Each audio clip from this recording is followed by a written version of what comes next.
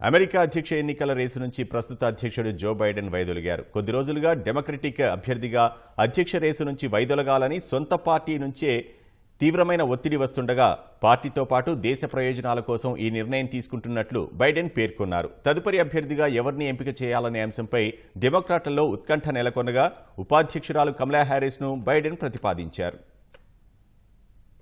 ఈ ఏడాది చివరిలో జరిగే అమెరికా అధ్యక్ష ఎన్నికలు రసవత్తరంగా మారాయి. కొద్ది రోజులుగా డెమోక్రటిక్ అభ్యర్థిగా అధ్యక్ష రేసు నుంచి వైదొలగాలని సొంత పార్టీ నేతల నుంచి తీవ్రమైన ఒత్తిడి వస్తుండగా ఆ మేరకు అధ్యక్షుడు బైడెన్ తన నిర్ణయాన్ని ప్రకటించారు. పార్టీతో పాటు దేశ ప్రయోజనాల్ని దృష్టిలో పెట్టుకుని అధ్యక్ష ఎన్నికల రేసు నుంచి తప్పుకుంటున్నట్లు బైడెన్ ప్రకటించారు. ఈ మేరకు అమెరికా ప్రజలకు ఆయన బహిరంగ లేఖ విడుదల చేశారు. గత నెల 27న జరిగిన టీవీ డిబేట్లో రిపబ్లికన్ పార్టీ అభ్యర్థి డొనాల్డ్ ట్రంప్, డెమోక్రాట్ల అభ్యర్థి బైడెన్ మధ్య జరిగిన సంవాదాన్ని యావత్ ప్రపంచం ఆసక్తిగా గమనించింది. ఈ చర్చలో ఇరువురు నేతలు ఒకరిపై ఒకరు తీవ్రంగా విమర్శలు చేసుకున్నప్పటికీ ట్రంప్దే పైచేయిగా అంతా భావించారు. 81 ఏళ్ల బైడెన్ పలుసార్లు తడబాటుకు గురయ్యారు. పలు కీలక సభల్లోనూ బైడెన్ నోటి వెంట తప్పులు దొర్లాయి. ఫలితంగా ఆయన అధ్యక్ష రేసులో ఉండడంపై సొంత పార్టీలోనే అనుమానాలు మొదలయ్యాయి. దానికి తోడు పలువురు కీలక నేతలు ఆయన వైదొలగాలని, వేరొకరికి ఆ బాధ్యతలు అప్పగించాలని బహిరంగంగా పిలుపునిచ్చారు. బైడెన్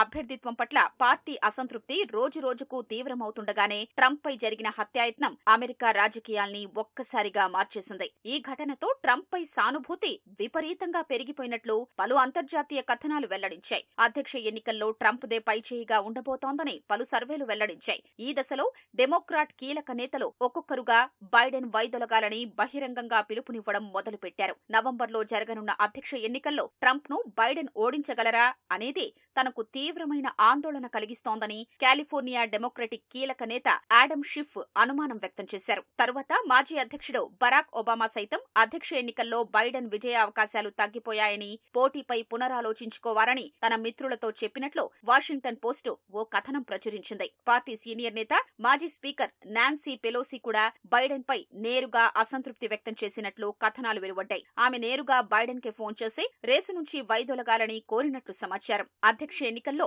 ట్రంప్ ను బైడెన్ ఓడించలేరన్న విషయాన్ని ఎన్నికల సూచీలు వెల్లడిస్తున్నాయని ఆమె తెలిపారు. బైడెన్ తప్పుకోకపోతే డెమోక్రాట్ల అవకాశాలు తీవ్రంగా దెబ్బతింటాయని, చట్టసభపై నియంత్రణ కోల్పోయే పరిస్థితి తలెత్తుతుందని ఆమె ఆందోళన వ్యక్తం చేసినట్లు CNN పేర్కొంది. ఇలా డెమోక్రటిక్ పార్టీలో తీవ్రమైన చర్చ జరుగుతున్న నేపథ్యంలో బైడెన్ కోవిడ్ బారిన పడి ఐసోలేషన్ లోకి వెళ్లారు. తాజాగా అధ్యక్ష ఎన్నికల రేసు నుంచి తప్పుకుంటున్నట్లు ప్రకటించిన బైడెన్ ఉపాధ్యక్షురాలిగా ఉన్న కమలా హ్యారిస్ కు తన మద్దతు తెలిపారు. ఈ మేరకు ఎక్స్ లో పోస్ట్ చేశారు. 2020లో పార్టీ ఉపాధ్యక్షురాలి అభ్యర్థిగా కమలా హ్యారిస్ ను ఎంపిక చేస్తూ తొలి నిర్ణయం తీసుకున్నట్లు గుర్తు చేసిన బైడెన్ అదే తన ఉత్తమ నిర్ణయమని భావిస్తున్నానని పేర్కొన్నారు. పార్టీ అధ్యక్ష అభ్యర్థిగా కమలా హ్యారిస్ ఉండేందుకు తన మద్దతు ప్రకటించారు. డెమోక్రటిక్ నేతలంతా కలిసి ట్రంప్ ను ఓడించాల్సిన సమయం వచ్చిందని పిలుపునిచ్చారు. 59 ఏళ్ల కమలా హ్యారిస్ ను డెమోక్రాట్లు అభ్యర్థిగా ఆమోదిస్తే అమెరికా చరిత్రలోనే కీలక నిర్ణయం కానుంది. ఓ ప్రధాన పార్టీ అధ్యక్ష అభ్యర్థి రేసులో నిలవనున్న తొలి ఆసియా సంతతి మహిళగా